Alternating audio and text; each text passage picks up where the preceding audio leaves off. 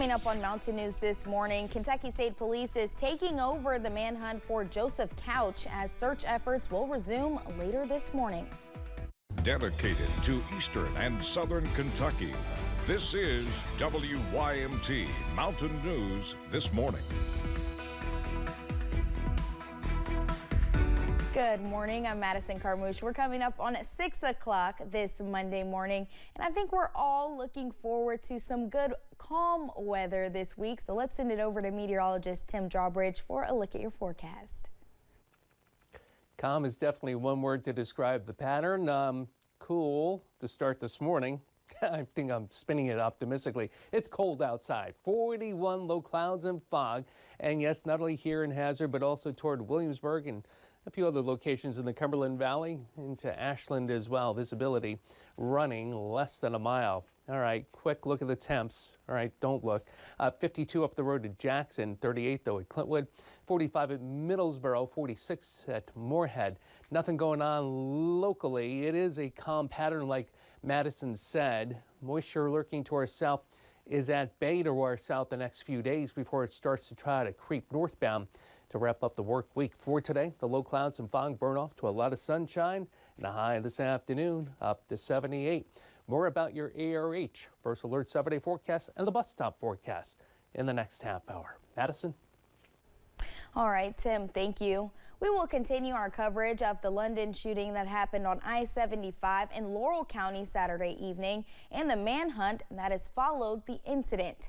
Now, the Kentucky State Police have been asked to take over the manhunt, but the Laurel County Sheriff's Office is still heading the investigation. In a news briefing Sunday night, we learned the subject, Joseph Couch, has military experience and is a former member of the National Guard. He is suspected to have used an AR-15, which was found at the scene. Officials say he purchased the gun and ammo legally Saturday morning. Search efforts ended at dark last night, but officials say the area is still being patrolled. Doing everything that we can do. And like I say, just be confident. And I want to thank the people for everything from a prayer to we've had lunches, we've had water, we've had phone calls, we've had tips, and that's exactly what we want you to continue to do. Couch injured 5 people and hit at least 12 cars. The manhunt will resume this morning. Exit 49 is still closed. You can find previous coverage, the full news briefings, and any other updates on WYMT.com. Congressman Hal Rogers provided a new statement last night regarding the shooting in Laurel County. He said, quote, "Our first responders have been working around the clock now for over 24 hours to locate the suspect accused of turning I-75 in Laurel County into a dangerous firing range on Saturday, injuring 5 people. Thankfully, local police have confirmed that no further shots have been fired today and all the shooting victims are in stable condition. I also want to applaud all the unsung heroes who aided victims before first responders arrived on the scene. The semi-truck drivers who surrounded school buses to protect our students stuck on the interstate for hours, and those who have donated water and food to the Central Command Post to support our brave first responders. The hope and strength of southeastern Kentucky is shining bright once again in the midst of this dark hour." Some of those who witnessed Saturday's shooting are coming forward to describe the terrifying incident. Christina Denoto says she was traveling with her friend from New York to Tennessee when they heard what they say were deafening gunshots before witnessing the aftermath of another vehicle that was hit by bullets. She says no one expects such a tragedy on the roadways. And there was a white truck that was next to us in the right-hand lane, and all of a sudden he slowed down and he pulled off to the shoulder, and we thought maybe it was his tire had blown out or something, but it was much louder than a tire blowing out. And it was just so loud and so scary. Both Denoto and her passenger were not hurt. Saturday's mass shooting not only impacted drivers on the interstate, but those in surrounding communities as well. Maggie Rickerby explains. The superintendent of Harlan Independent says students from his school district were returning from a band competition when their bus got stuck on the interstate for 3 hours. There's just a general level of concern and anxiousness and really just eagerness to get the bus moving and headed south so that they could be reunited with their families. Morton says the 14 students on that bus were able to contact their loved ones and let them know they were okay.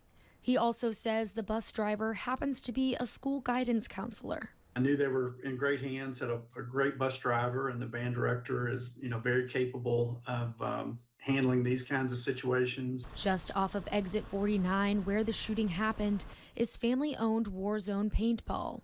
A group was in the middle of a paintball session when police placed everyone into lockdown for hours. We had some players shooting because it's a paintball facility. We hear paintball shots all the time. We don't know what's going on, Chavez says a lot of their employees and players were outside in the field and in the woods at the time of the shooting. Everyone had to go inside and stay put. We were all just terrified. Everyone was scared. Everyone was just calling their family, their friends, telling them that we were okay. Both Chavez and Morton say they are thankful everyone was okay and send their support to the victims and their families. In Laurel County, Maggie Rickerby, WKYT. School districts in the area are also keeping an eye on the situation. Several schools in Laurel County and surrounding areas are closed today. This includes Laurel, Leslie, Clay, Whitley, Rockcastle, Knox, and Jackson counties, as well as Redbird Mission School, Williamsburg Independent, Corbin Independent, Barberville Independent, East Bernstadt Independent, Pineville Independent, and Somerset Community College Laurel campuses. As we continue to follow this situation out of Laurel County, make sure to download the WYMT News app with the QR code on your screen. And to make sure you will receive push notifications for updates, notifications for the WYMT News app must be enabled, and check the breaking news, live reminders, and closing preferences in the app's settings.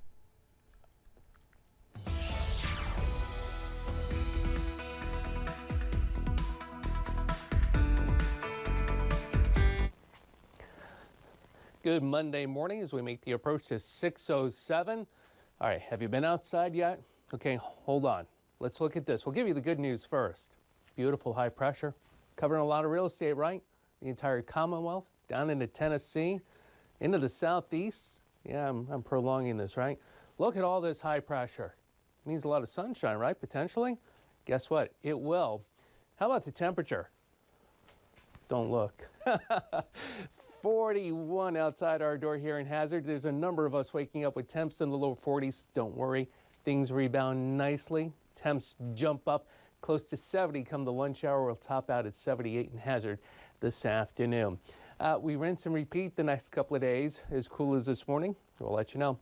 Your ARH First Alert 7-day forecast coming up in just a few moments. Madison. All right, Tim, thank you. And thank you for joining Mountain News this morning. More news is on the way. Just ahead, the stage is set for what could be the pivotal moment in the campaign leading up to the November 5th presidential election as candidates get ready for tomorrow night's debate.